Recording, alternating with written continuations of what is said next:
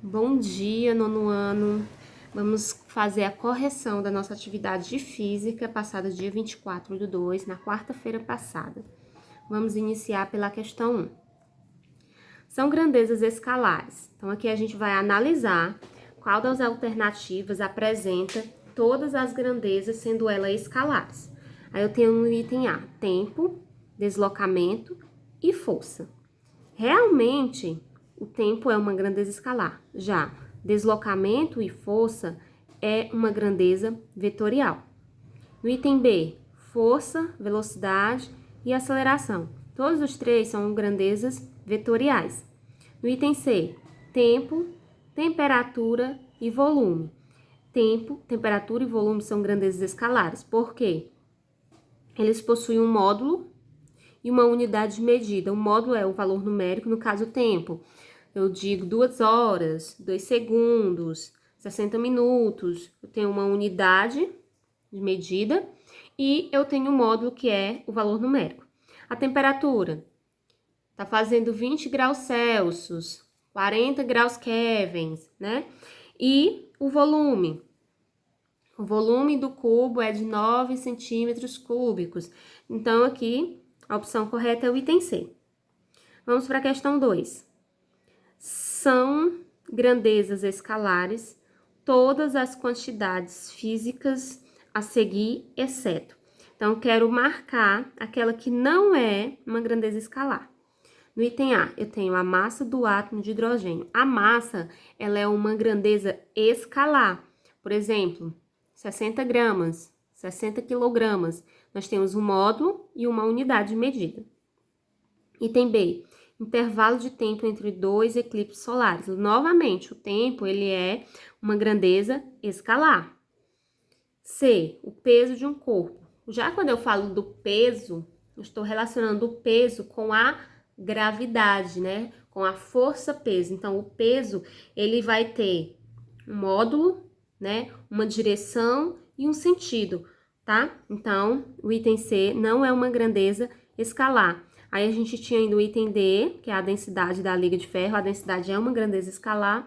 E a alternativa é nenhuma das alternativas. No caso, a gente já encontrou que é o item C. Questão 3. Quando dizemos que a velocidade de uma bola é de 20 metros por segundo horizontal para a direita, estamos definindo a velocidade como uma grandeza. Observe que eu tenho aqui, ó, a direção e o sentido.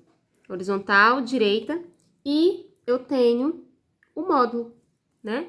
Então, a velocidade, ela é uma grandeza o quê? Vetorial. Você marca aí o item D. Questão 4. Considere as grandezas físicas. Nós temos velocidade, temperatura, quantidade em movimento, deslocamento, força. Aí ele diz, dessas grandezas é escalar, A1, A2, A3, A4, A5. Então, vamos lá. Velocidade é uma grandeza vetorial. Até coloquei aqui o Vzinho, ó, de vetorial. Temperatura, como a gente já viu no item anterior, a gente viu que a temperatura é uma grandeza o quê? Escalar, porque ela só tem um módulo e uma unidade. Quantidade de movimento. Quantidade de movimento a gente pode dizer que ela também é o quê? Vetorial, porque ela vai ter um módulo, uma direção e um sentido. Deslocamento da mesma forma, tem um módulo, uma direção e um sentido, assim como também a força vai ser vetorial. Então, a única grandeza escalar aqui é a temperatura, então você marca o item B, que é o item 2. Questão 5. Das grandezas citadas nas opções a seguir, assinale aquela que é de natureza vetorial. Então, agora eu quero uma grandeza vetorial, que vai ter um módulo, uma direção e um sentido. Pressão. Pressão, ela é escalar, e eu quero uma vetorial, porque a pressão, ela vai ter apenas o módulo e a unidade. Força eletromotriz, também é escalar. Corrente elétrica, também é escalar. Campo elétrico, ele tem um módulo, uma direção e um sentido, então ele é vetorial. E trabalho também só vai ter a unidade e o módulo, então ele também vai ser vetorial. Então, vetorial não, escalar. O item D é o correto. Questão 6. Quando dizemos que a velocidade de uma bola horizontal e para a direita, estamos definindo a velocidade como uma grandeza.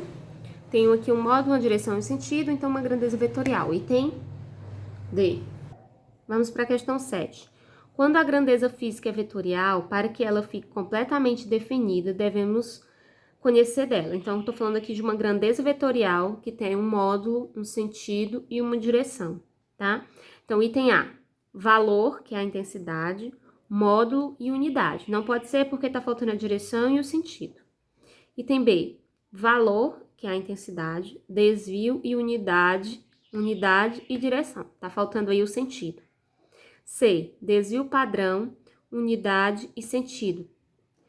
Tá faltando coisa aí, também não pode ser. Desvio padrão e módulo, também não pode ser. Valor, que é a intensidade, que é a mesma coisa aí que o módulo. A unidade, que é metros por segundos, newtons, metros por segundo ao quadrado, direção e sentido. Então, é o item E. Questão 8. Marisdalva está viajando sentada na poltrona de um ônibus pela BR-101, indo em direção a Pirapora do Norte. Marque a alternativa que mostra em referencial ao qual Marisdalva está em repouso e o outro referencial em qual ela está em movimento, respectivamente. Então, respectivamente, na ordem repouso e movimento, tá? Vamos ver quem será o referencial. Item A. Árvores e motorista do ônibus. Então, vamos lá. Ela está sentada na poltrona do ônibus. Em relação às árvores, ela vai estar em movimento. Em relação ao motorista, ela estará em repouso. Então, eu quero a ordem repouso, movimento, e não movimento, repouso. Então, item A, falso. O solo do ônibus, ok. Em relação ao solo do ônibus, ela está em repouso. E a porta do ônibus. Em relação à porta do ônibus, ela também está em repouso. Então, eu quero repouso e movimento. Também é falso. Casas, em relação às casas, ela está em movimentos. E em relação aos semáforos, elas também estarão em movimento. Então, é falso. Janela do ônibus, sim, em relação à janela do ônibus, ela está em repouso. E árvores, em relação às árvores, ela está em movimento. Verdade. No item E, portes elétrico, movimento e meio-fio. Aí tá em repouso. Então, a alternativa correta é o item D. Vamos para a questão 9. Um parafuso se desprende do alto de um mastro de um veleiro que se desloca com velocidade constante, paralelamente à margem de uma lagoa no sentido indicado na figura. O observador X dentro do veleiro e o outro Y na margem observa o parafuso caindo. Então, aqui a gente tem o parafuso, ó, e ele vai cair. E aí vai estar um observador dentro do veleiro e um observador na margem aqui fora do lago. E aí eu quero dizer qual vai ser, né, o ponto de vista de observação do observador X, que está dentro, e do observador Y. Então, eu tenho que analisar qual alternativa que vai estar correta em relação a essa situação. Importante lembrar que para o observador que está dentro do referencial da qual o parafuso está se desprendendo, ele vai ver sempre o objeto caindo em linha reta. Para quem está em um ponto fora do referencial, ele vai ver sempre em uma forma de inclinação o objeto caindo, ok? Então, vamos para o item A. Para o observador X, o parafuso cai em linha reta, vertical para baixo. Isso é verdade. Para o observador X, é isso que vai acontecer. Vamos analisar o outro. Para o observador Y, o parafuso cai em linha reta, vertical para baixo. É falso, porque para o observador Y, ele verá fazendo uma curva, tá?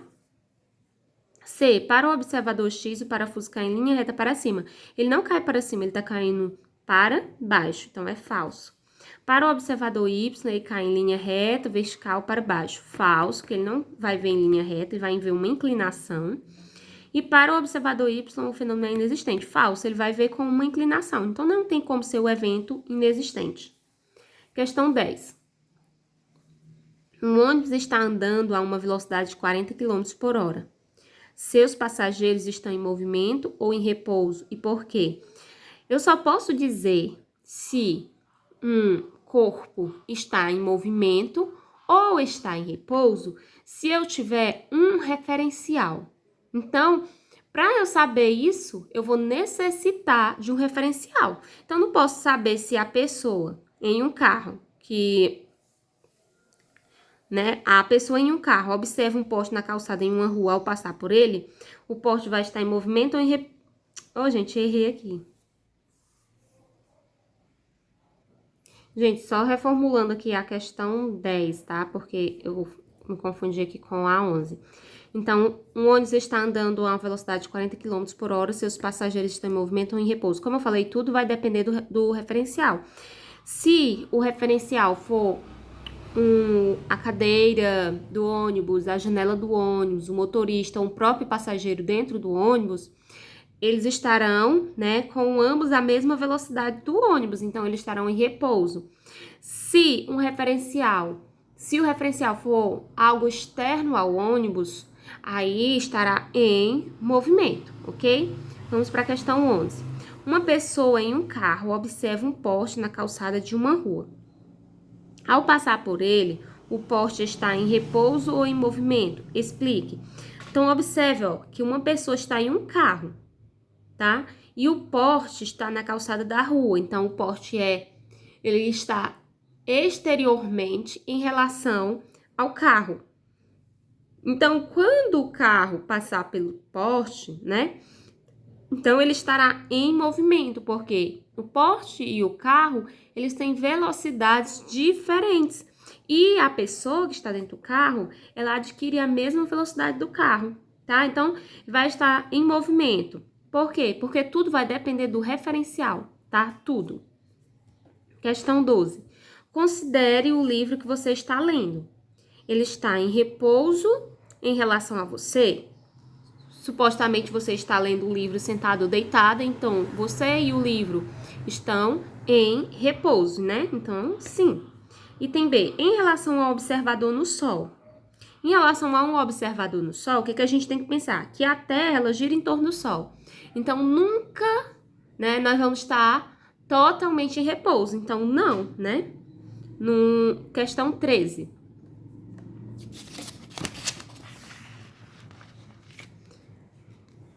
Enquanto o professor escreve na lousa, item A, o giz está em repouso ou em movimento em relação à lousa? Então, o giz, ele está escrevendo na lousa. Então, o giz, ele está se movimentando enquanto a lousa está lá fixa. Então, em relação à lousa, o giz está em movimento. Ambos têm velocidades diferentes. Item B, a lousa está em repouso ou em movimento em relação ao chão? Tanto a lousa quanto o chão, eles estão fixos. Então, ambos estão em repouso. Item C, a lousa está em repouso ou em movimento em relação ao giz? Então, a lousa está lá parada e o giz está escrevendo nela. Então, ambos têm velocidade diferente. Então, ela estará também em movimento.